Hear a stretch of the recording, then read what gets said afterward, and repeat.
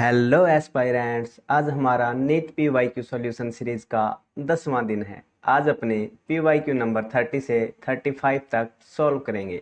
आज का हमारा फर्स्ट क्वेश्चन है, a car is moving along a straight road with a uniform acceleration. It passes through 2 points P and Q separated by a distance with velocity 30 km per hour and 40 km per hour respectively. The velocity of the car midway between P and Q is.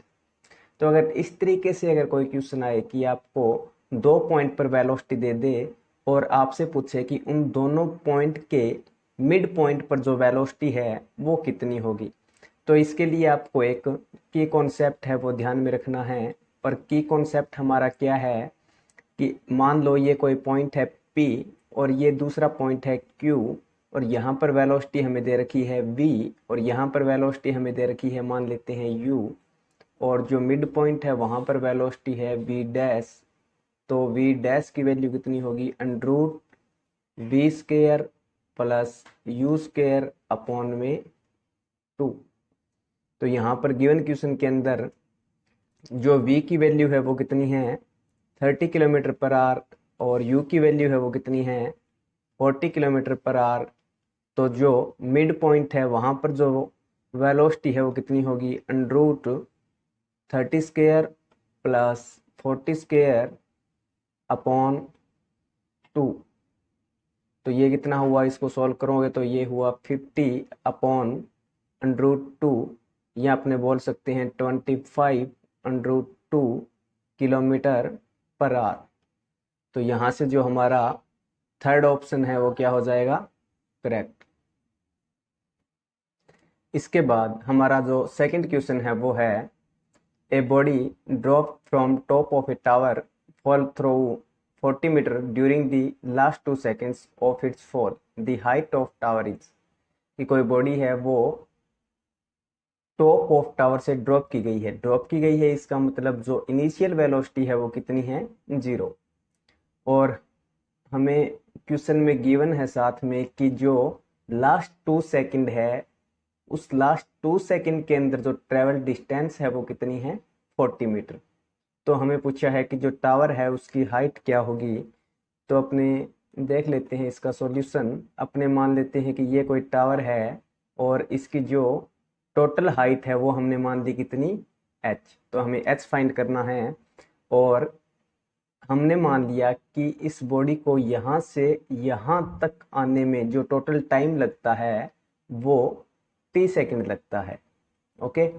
और हमें question में given क्या है कि जो last 2 second के अंदर कितनी डिस्टेंस ट्रेवल करती है, ये 40 मीटर फॉलो होती है। तो इसका मतलब हमने मान लिया कि ये डिस्टेंस है हमारी 40 मीटर और यहाँ से यहाँ तक के लिए जो टाइम लगता है वो कितना है, 2 सेकंड।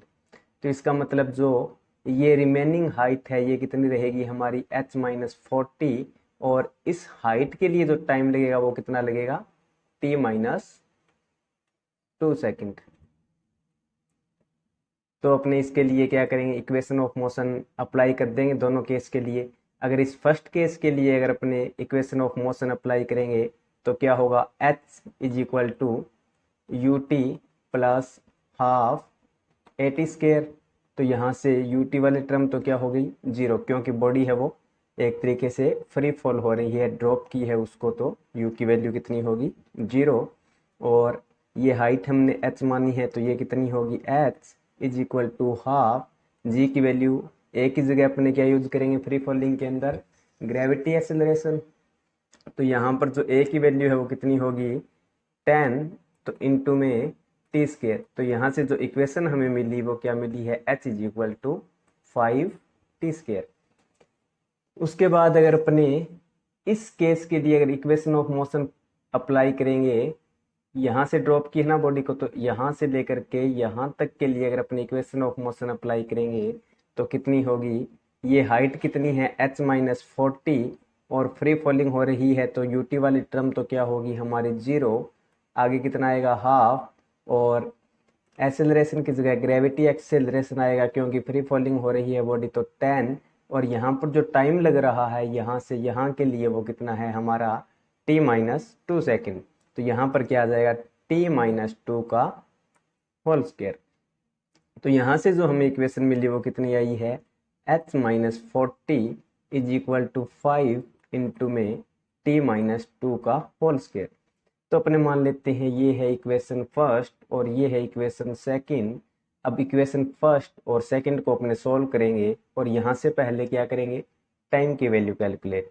और टाइम की वैल्यू अगर अपने को मिल जाएगी तो टाइम की वैल्यू अपने यहाँ पर पुट करेंगे तो यहाँ से हमें h की वैल्यू है वो मिलेगी। तो अगर अपने इन इक्वेशन को अपने सोल्व कैसे करेंगे, ये जो h की वैल्यू है 5t² ये अपनी इक्वेशन सेकंड के अंदर पुट कर देते हैं। तो h की जगह अगर 5t² पुट करेंगे तो देख लेते हैं अपने को क्या मिलेगा।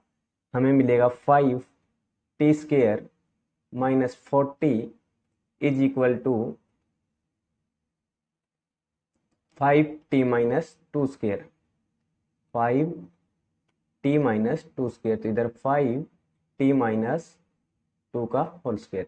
इसको सॉल्व करोगे तो ये कितना होगा 5t² minus 40 is equal to 5 a minus b की होल स्क्वायर कितनी होगी a² plus b² minus 2ab। तो माइनस 2ab करोगे तो ये कितना आएगा -40। तो यहाँ से कितना आ गया 5t² minus 40 is equal to 5t² plus 5 4 ज़ा 20 माइनस 5 4 ज़ा 20t। तो 5t² से 5t² क्या हो गया कैंसल और इस टर्म को अपने इधर लेके जाएंगे तो ये कितना होगा -40 minus 20 is equal to -20t। तो यहाँ से ये हुआ -60 is equal to -20t। Minus से माइनस क्या हो गया कैंसल आउट। तो यहाँ से जो t की वैल्यू हमें मिल रही है वो कितनी है 3 सेकेंड। अब ये वैल्यू अगर अपनी इक्वेशन फर्स्ट में रखेंगे तो हमें क्या मिलेगा। इक्वेशन फर्स्ट हमारी क्या है, इक्वेशन फर्स्ट हमारी है h is equal to 5t²। तो अगर अपने ये वैल्यू यहाँ पर पुट करें तो कितना आएगा h इज इक्वल टू कितना है 5t²। अगर t की वैल्यू अगर अपने पुट कर दे 3 तो ये 3 का स्क्वायर तो ये कितना हुआ 5, 3 का स्क्वायर 9। तो यहाँ से जो हाइट है वो कितनी मिल रही है हमें 45 मीटर और हाइट ही हमें कैलकुलेट करनी थी। तो इसका मतलब जो हमारा बी ऑप्शन है वो यहाँ पर क्या हो जाएगा करेक्ट। इसके बाद अगर अपने बात करें थर्ड क्वेश्चन की तो आज का जो हमारा थर्ड क्वेश्चन है वो क्या है a stone released with 0 velocity from the top of a tower reach the ground in 4 second the height of the tower is. ये तो बहुत सिंपल क्वेश्चन है कि हमने मान लिया ये क्या है कोई टावर है और यहाँ पर जीरो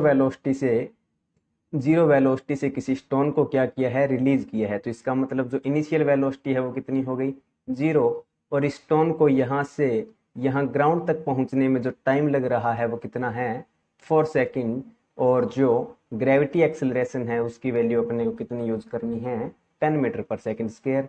तो हमसे ये जो हाइट है ये हमसे पूछी गई है क्वेश्चन में। तो अपनी इक्वेशन ऑफ मोशन अप्लाई करेंगे जैसे पिछले वाले क्वेश्चन में यूज किया था। तो कितना होगा h is equal to u t plus half GT²। यहाँ पर a की जगह g लिख दिया है क्योंकि फ्री फॉलिंग हो रही है इसलिए। तो यहाँ से ये वाली टर्म क्या हो गई 0 तो h कितना आएगा 1/2, g की वैल्यू 10, t की वैल्यू 4 तो 4 का होल स्क्वायर। तो ये कितना मिलेगा यहाँ से कैंसल आउट होके 5 और 4 का स्क्वायर करोगे तो 16 और 16 5 जा कितना हुआ 80। तो हमारी जो टावर की जो हाइट थी वो कितनी हो गई 80 मीटर। तो यहाँ से जो हमारा सी ऑप्शन है वो क्या हो जाएगा करेक्ट। उसके बाद अगर अपने बात करें नेक्स्ट क्वेश्चन की तो नेक्स्ट क्वेश्चन क्या है a person standing on the floor of an elevator drops a coin the coin reaches the floor in time t1 if the elevator is at rest and in time t2 if the elevator is moving uniformly. The which of the following option is correct?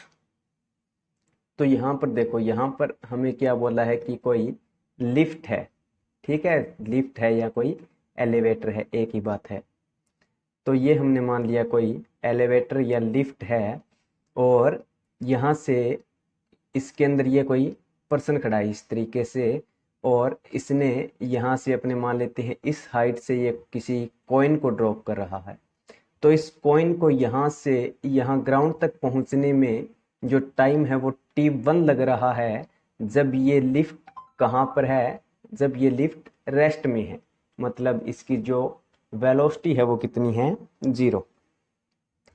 और second case हमें क्या दिया है कि जब ये lift है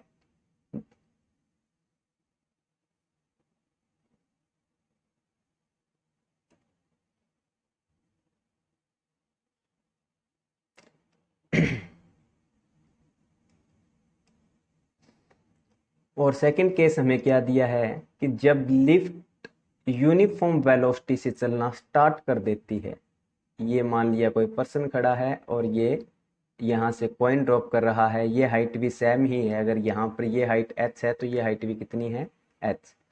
और अब की बार जो लिफ्ट है वो रेस्ट में नहीं है, ये किसी यूनिफॉर्म वेलोसिटी से मूव करना क्या कर देती है, स्टार्ट कर देती है ऊपर की तरफ। और अब ये पर्सन अगर यहाँ से कॉइन गिराता है तो इसको जो टाइम लग रहा है कॉइन को यहाँ से ग्राउंड तक पहुँचने में, वो कितना लग रहा है, t2। तो हमें t1 और t2 के अंदर रिलेशन बताना है। तो अपने जानते हैं कि जब फ्री फॉलिंग होती है तो जो टाइम लगता है वो कितना होता है, t = √2h/g। अब यहाँ पर हाइट तो सेम है, इसका मतलब जो टाइम है वो किस पर डिपेंड कर रहा है, ग्रेविटी एक्सेलरेशन पर। अब यहाँ पर जो एक्सेलरेशन होता है ये चेंज होता है, लेकिन चेंज उस केस में होता है जब लिफ्ट या तो ए एक्सेलरेशन से ऊपर की तरफ जा रही हो या ए एक्सेलरेशन से नीचे की तरफ आ रही हो। अगर ए एक्सेलरेशन से ऊपर की तरफ जाती है तो इस पर एक सूडो फोर्स लगता है इस लिफ्ट पर नीचे की तरफ, जो कि कितना होता है, ma। तो इस केस के अंदर जो ग्रेविटी एक्सेलरेशन होता है वो कितना हो जाता है, g+a। और अगर a एक्सेलरेशन से नीचे की तरफ आती है लिफ्ट तो सूडो फोर्स ऊपर की तरफ वर्क करता है, और इस कंडीशन में जो ग्रेविटी एक्सेलरेशन हो जाता है वो कितना हो जाता है, g-a। बट जो हमें केस दिया है उस केस में तो लिफ्ट है वो यूनिफॉर्म वेलोसिटी से ऊपर की तरफ जा रही है, और वेलोसिटी यूनिफॉर्म है, इसका मतलब यहाँ पर जो एक्सेलरेशन है वो कितना है, 0। और एक्सेलरेशन अगर 0 है तो यहाँ पर अगर अपने a की वैल्यू 0 रखेंगे तो जो रिलेटिव एक्सेलरेशन है वो भी ग्रेविटी एक्सेलरेशन के इक्वल ही आएगा। इसका मतलब यहाँ पर जो हमारा t1 है वो t2 के इक्वल ही होगा। ओके, तो यहाँ से जो हमारा डी ऑप्शन है वो क्या हो जाएगा, करेक्ट। अब अगर अपनी बात करें आज के लास्ट क्वेश्चन की, तो लास्ट क्वेश्चन हमारा क्या है, 3 different objects of masses m1, m2 and m3 are allowed to fall from rest and from the same point O along 3 different frictionless paths. The speeds of the 3 objects on reaching the ground will be in the ratio of।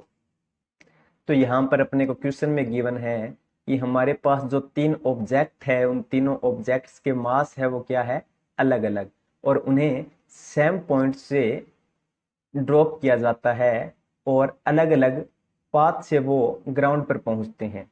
तो जब वो ground पर पहुंचेंगे उस time उनकी speeds का जो ratio है वो कितना होगा। तो हमने मान लिया कि ये पॉइंट O है और यहाँ पर हमारे पास 3 ऑब्जेक्ट है m1, m2 और m3, और ये तीनों ग्राउंड पर पहुंच रहे हैं। हमने मान लिया कि जो m1 है वो इस पाथ से ग्राउंड पर पहुंचा है और जो m2 है वो इस पाथ से ग्राउंड पर पहुंचा है और जो m3 है वो इस पाथ से।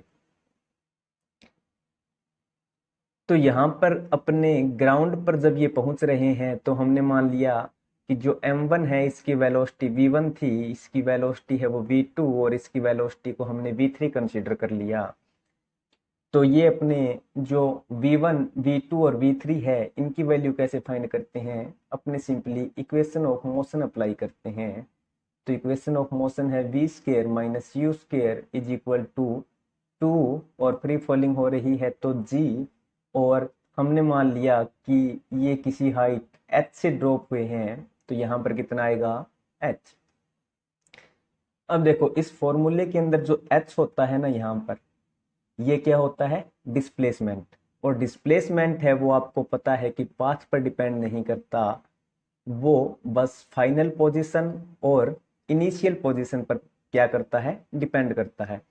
तो इसका मतलब इन तीनों ऑब्जेक्ट्स के लिए जो m1 m2 और m3 है, इनके लिए जो h की वैल्यू है वो तो सेम ही होगी, और जो ग्रेविटी एक्सेलरेशन है वो आपको पता है ऑब्जेक्ट के मास पर डिपेंड नहीं करता, जो ग्रेविटी एक्सेलरेशन है वो प्लेनेट के मास पर डिपेंड करता है।